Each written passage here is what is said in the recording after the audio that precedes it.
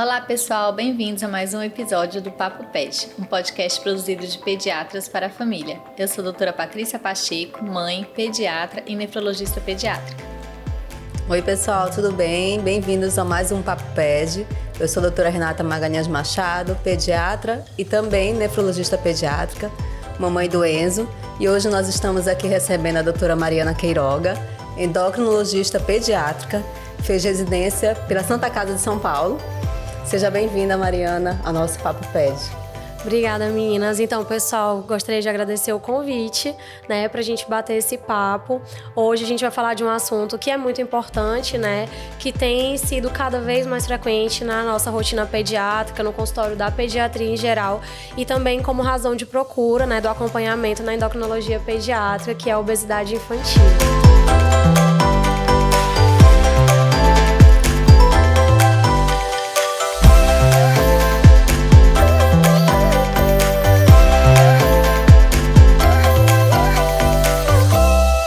Obrigada, Mariana, por ter aceito o nosso convite. A obesidade infantil, ela ganhou status de epidemia em todo o mundo, devido ao aumento do número de casos, No Brasil, o IBGE aponta que 1 em cada 3 crianças de 5 a 9 anos de idade estão acima do peso.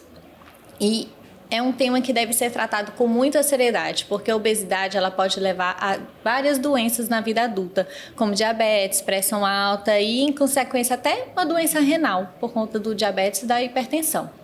E quais são as principais causas de obesidade infantil que a gente está vendo aumentando tanto hoje em dia? Muitas crianças, desde pequenininha, 2 anos de idade, a gente joga no gráfico, já percebe que são obesas, Então, está vindo desde muito cedo, é realmente um problema de saúde pública que nós temos. E quais são as principais causas de estar aumentando tanto esse número de obesos? Bom, então assim, geralmente quando a gente recebe no consultório, de endocrinologia pediátrica, uma criança com obesidade, mesmo muito pequena, a gente passa por uma investigação, porque de fato é importante descartar que haja alguma causa hormonal. Mas na grande maioria das vezes, a causa é não hormonal, é a causa que nós chamamos de exógena. Ou seja, nós temos uma alimentação com muita caloria e um gasto calórico inferior, Então, a gente sabe que hoje, com o passar dos anos, mesmo antes da pandemia, as crianças, infelizmente, têm sido crianças mais sedentárias e expostas cada vez mais a eletrônicos, desde muito cedo. O período de pandemia com isolamento intensificou um pouco isso, então nós tivemos um número muito grande de casos, durante a pandemia, não só da obesidade, mas já associado com transtornos alimentares, como a compulsão alimentar nas crianças mais ansiosas, E além disso, hoje a gente já entende que, além do fato de que muito tempo no eletrônico está associado a um estilo de vida mais sedentário, a própria luminosidade do eletrônico, a luz azul das telas, seja celular, computador, iPad ou televisão, ela está associada à desregulação hormonal mesmo.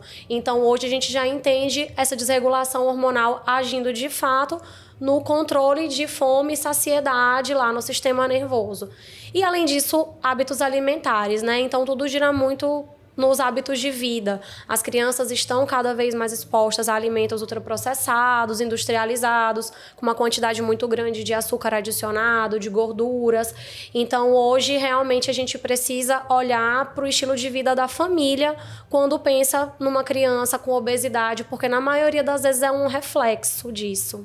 E às vezes a gente percebe isso até naquela mãe, bebê que está em aleitamento materno exclusivo, mas quando a mãe tem uma alimentação completamente desregrada e até às vezes, antes de engravidar já tinha uma alimentação muito rica em industrializados, o bebê também tende, a mãe que não se preocupa nada, come só besteira, o bebê também tende a ser mais gordinho, ou não? Esse é um ponto importante para pensar o seguinte, Geralmente as mães que durante o período da gestação, hoje em dia a gente entende até do pré-concepcional, Nos dias antes daquele embriãozinho se formar, as mães que têm um hábito alimentar ruim, Com alimentação muito rica em açúcares e gorduras, vão ter chance de um ganho de peso maior durante a gestação e às vezes desenvolver um diabetes gestacional e por consequência ter uma criança que já nasce grande, e essa criança vai ter mais chance de ter sobrepeso ou obesidade. E além disso, hoje já tem alguns estudos mostrando, até mesmo por interpretação de atividade fetal, o quanto o feto reage diferente ao alimento que a mãe está consumindo. Então, na verdade, o hábito alimentar, ele não é construído na introdução alimentar, ele é construído desde o intraútero. Vai ser uma criança, né? que vai ter tendência a gostar de mais doce, a gostar de mais de fast food, gostar mais dessas coisas. E menos do que né? é saudável, né? E menos da fruta, menos da verdura, Eu falo que o paladar é construído desde intraútero, né? Desde antes, né? Como a gente estava falando. Justamente. E sobre como é que a gente vai poder classificar uma criança? Ai, meu filho, não, só acho que ele está um pouquinho acima do peso. E a gente está vendo que ele está mesmo com uma obesidade infantil. Qual que é o valor, né? Que a gente determina. Como é que a gente criança diz está obesa, que tá para explicar para os sobrepeso? pais isso. Olha, então esse ponto é um ponto muito importante, porque no adulto a gente classifica através do IMC. É claro que o IMC é uma classificação mais grosseira, porque não mensura, né, o que é de massa de músculo, massa magra e massa gorda e óssea, né? Mas a gente classifica como obesidade adultos com IMC acima de 30 e aí sobrepeso, né, acima do peso, o IMC ali de 25 ou mais. Mas na criança isso vai mudar conforme a faixa etária. Então, nesse ponto, eu sempre falo o quanto é importante ter o acompanhamento com o pediatra, porque a gente classifica diferente antes dos 5 anos e após os 5 anos, e a gente precisa colocar nas curvas. Então, aquelas curvas que a gente usa ali no consultório para classificação de peso para a idade, estatura para a idade, a gente tem a classificação de IMC para a idade. Então, a gente classifica numa criança acima de 5 anos uma obesidade se ela tá acima daquela curva 2, né, lá da caderneta, e um sobrepeso se ela tá acima daquela curva 1 da caderneta. Então, o que eu percebo muito? É comum vir no consultório crianças que já têm, quando você vai olhar o histórico, um sobrepeso desde a primeira infância, vem ainda na pré-adolescência com obesidade e os pais ainda não olham para essa criança entendendo que essa criança é obesa, né? A família olha e fala assim, tá um pouquinho acima do peso, mas quando a gente vai colocar na curva, essa criança é uma criança obesa. O que eu costumo dizer para as pessoas leigas quando eu explico, né? Quando você olha para uma criança, aí você olha, essa criança tá meio gordinha, tá mais fofinha. Geralmente essa criança não é com sobrepeso, ela é uma criança que já está com obesidade. Porque a família, as pessoas em geral, né, acham bonita criança gordinha, né? Acham bonita criança gordinha. E quando elas já notam que quando elas já olham um olhar negativo, assim, tá gordinha demais, é porque realmente já tá obesa. Já está em obesidade, não é uma criança aquele com sobrepeso. cultural, né? Que querem ver a criança toda rechonchudinha, né? Se vê uma criança, nossa, mas aí tá magrinho demais. E a gente vai jogar no gráfico e tá na média. E tá ótimo. Perfeito, exatamente, é melhor estar na média do que estar tá acima do peso, né? Então, às vezes muito até cultural. falo com as famílias que estão preocupadas porque tá com um peso um pouquinho abaixo do esperado para a idade, mas super proporcional para a altura. Falo, gente, não se incomodem, realmente é cultural achar bonito a criança com bochechinha, perninha grossa, mas geralmente quando a criança começa a engatinhar e andar, primeiro, o ganho de peso não é o mesmo do bebezinho, né? E o gasto calórico é maior. Então, o habitual não é ver criança de 2, 4, 6 anos fofinha, né? E aí, realmente, é o que os nossos olhos já estão acostumados a ver. E aí, muitas vezes, é uma família de obesos, né? E naturaliza muito aquilo. Exatamente. Tem uma família no consultório que a mãe é obesa, já fez cirurgia bariátrica, o pai também. E toda a família materna. Enfim, e aí a criança obesa, hipertensa. E para eles tá de boa. Eu falei, gente, não pode. É um hábito que... Então, assim, o primeiro passo pra gente ajudar uma criança, assim, a família inteira tem que entrar na dieta junto, né? Exatamente. É uma coisa que eu sempre falo, né? Começa, na verdade, do que se tem como consciência na hora de fazer a feira, né? Primeiro, a importância de levar a criança junto. Porque um dia vai ser um adolescente que compra lanche sozinho na escola, vai ser um adulto que pede um delivery ou vai no service e vai futuramente fazer a sua feira. Então, tem que saber escolher, né? E aí, na hora de fazer a feira, o que você leva para casa é o que vai ser consumido. Então, não adianta pensar que tá levando um suco de caixinha, um achocolatado de caixinha, um biscoito recheado e tá ali no armário e você tá, digamos, guardando um estoque pro mês. Se a sua criança foi lá e comeu tudo na mesma semana, não adianta brigar. E, infelizmente, eu escuto muito isso, né? Dos pais que já vêm com essa preocupação de ajudar a criança no controle ou até mesmo na perda de peso, mas, por exemplo, falam com a própria criança, crianças muito novas, né? Ele sabe que ele não devia estar tomando esse tanto de refrigerante, mas, gente, se tem refrigerante na mesa, é porque é para ser consumido. Se tá lá, não é o adulto que pode, a criança que não pode. É que, na verdade, ninguém deveria, porque não é saudável para ninguém. Se for consumido, né? Se for um consenso entre a família, uma quantidade muito pequena, e não adianta comprar 2,5 litros e querer que a criança tome só um copo, se sobrar a criança vai tomar na próxima refeição, no próximo lanche. Ou seja, a gente precisa realmente modificar, quando eu falo isso, não é nem o estilo de vida, né? É o mindset mesmo, é o modo como a família toda pensa. E é muito importante também da gente conversar isso com pessoas que estão em volta, porque a gente sabe que muitas vezes casas de avós são rede de apoio, né? Uma tia que fica junto, ou às vezes tios que vêm visitar, e essas pessoas precisam entender que, na verdade, agradar, né, a criança com docinho, né, não é necessariamente um agrado, estão fazendo mal e podem agradar de outras formas, né? Então podem levar a criança para passear num lugar aberto, para andar de bicicleta, né? Podem fazer uma pipoca caseira e assistir um filme, não precisa ser só industrializado, né? Sim. Então a gente percebe que realmente por causa da obesidade, né, como até a Patrícia citou aqui, a criança pode ter sérios problemas futuros, né? Hipertensão, diabetes, o lado psicológico da criança é muito abalado, né? Infelizmente os bullying hoje em dia. Então a criança sofre desde muito cedo no ambiente escolar. E isso vai levar aos transtornos, como você falou, alimentares. Então, eu queria saber da tua vivência do dia a dia. Estás vendo realmente muitas crianças hoje em dia com esses quadros de transtornos alimentares graves, às vezes que precisa até estar com medicação, né, para ajudar. Ou transtorno de ansiedade, depressão, né? Infelizmente, gente, no consultório, isso é muito comum. Então, via de regra, né, a gente faz no atendimento de endocrinologia pediátrica uma consulta muito minuciosa quando a gente vai entender esse histórico da criança, até mesmo de entender como é a vivência dessa criança no ambiente escolar, como é o desenvolvimento e o aprendizado, né? Porque a gente sabe que hoje é crescente o número de transtornos, né, do desenvolvimento neurológico. Então, a gente tem hoje um aumento de casos, por exemplo, dentro do espectro autista, de diagnóstico de crianças com TDAH. E nessas crianças é muito comum a gente ter sobreposto ou a compulsão alimentar, ou a seletividade alimentar, que não necessariamente vai estar associada a um baixo ganho de peso, porque às vezes essa criança tem um paladar mais seletivo, mas consome muita coisa que prejudica, ou a ansiedade, né? Então, o transtorno de ansiedade é algo que não é crescente só em adulto, né? Eu tenho já uma faixa etária de crianças cada vez mais jovens fazendo acompanhamento e muitas vezes demandando tratamento medicamentoso.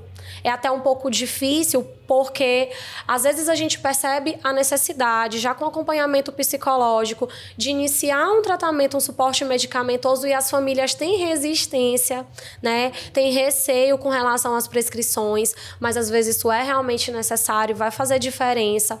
E um ponto que eu tenho batido muito, né? A gente já citou em relação ao estilo de vida mais sedentário, mas também é importante saber que o eletrônico está muito associado à piora desses transtornos, né? Então, quanto mais essa criança assistir no celular ou na televisão, mais agitada vai ficar, mais ansiosa vai ficar. Se assistir perto da hora de dormir, vai ter transtorno de sono, e a má qualidade de sono está associada a uma dificuldade de controlar o peso, né? Então acaba que uma dificuldade vai puxando Vira uma outra bola de neve. e vira uma bola de neve, né? Então, para a gente finalizar, tem alguma medicação hoje liberada assim, na infância para tratar a obesidade e que pode estar interligado, né? Dislipidemia também a gente usa para criança?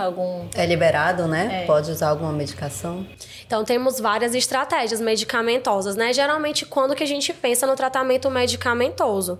Quando a gente tem uma criança, né, que já com um suporte nutricional, com um suporte bom de atividade física, né? E aí eu não tô falando só a educação física da escola, tô falando a criança que pratica 3 vezes, no mínimo, de 50 minutos por semana, mas idealmente quando eu tô com uma criança com obesidade, eu preciso que ela pratique 1 hora de exercício todos os dias.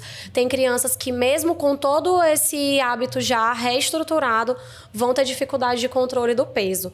Então aí entram as indicações. Quando a gente pensa em tratamento, por exemplo, de complicações, como alteração de colesterol, como uma resistência à insulina, às vezes com pré-diabetes, até porque tem crianças aí muito jovens, idade de início escolar mesmo, de 5, 6 anos, onde a gente precisa falar sobre esse tipo de tratamento, a gente já tem medicações liberadas. Quando é uma alteração de colesterol já herdada geneticamente, na verdade com histórico familiar, a gente até tem medicações para tratar a partir dos 2 anos. Em crianças ali na faixa etária dos 6 anos, a gente já tem um arsenal maior de medicações entre 6 a 8 anos para tratamento de alteração de colesterol. Para tratamento da obesidade em si, nessa primeira infância, uma estratégia medicamentosa pode ser a metformina, que atua um pouco quando tem a resistência insulínica, ela ajuda um pouco na questão da redução do apetite, não pensada como os tratamentos medicamentosos que agem de fato no controle de saciedade, né? Que a gente já conhece hoje mais, porque tem sido cada vez mais usado, né? Que são conhecidos aí o Saxenda, o Victoza, né?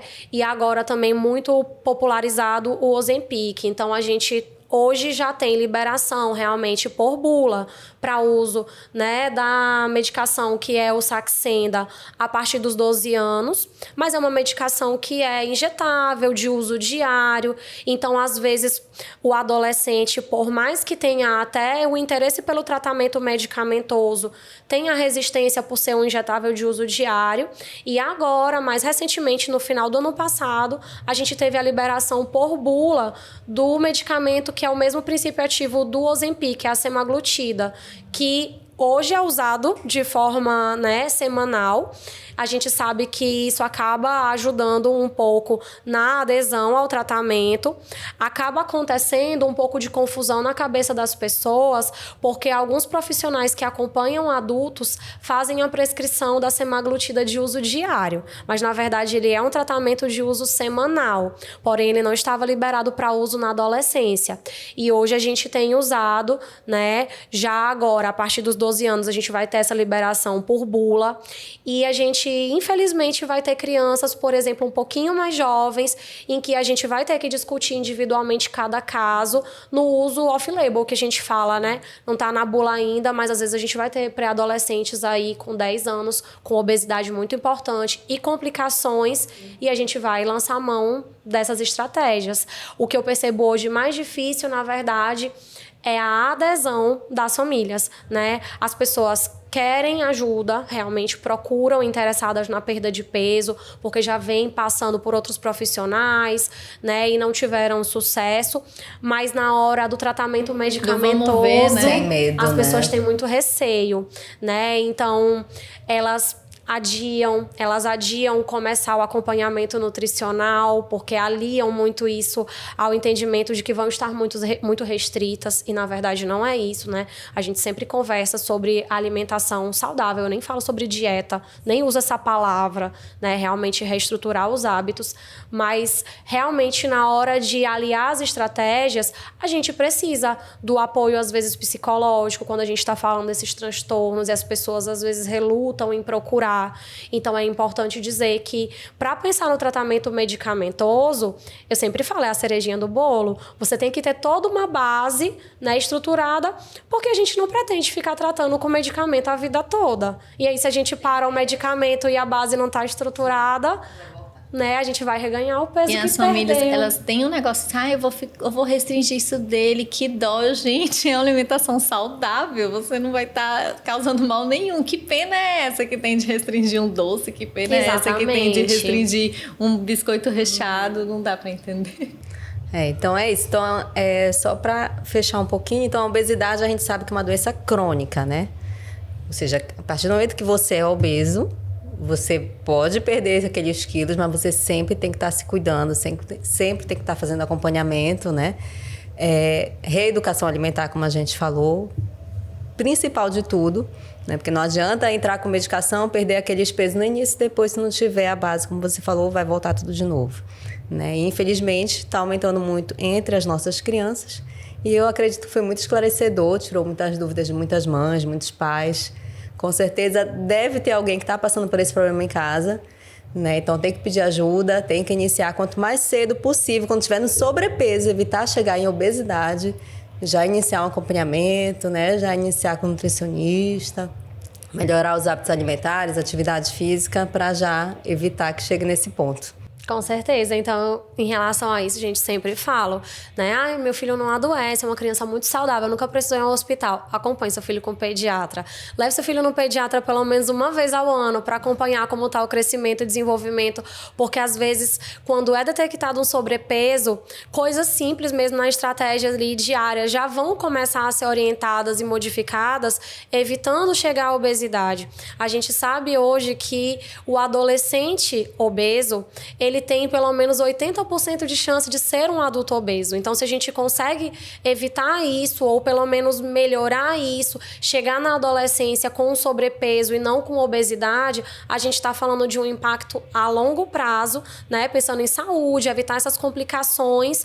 E a gente, quanto mais cedo muda o estilo de vida, mais natural e tranquilo isso é, né? Então, não fica nessa ideia do sofrimento. Poxa, comeu sempre de tudo e agora vai ser restrito.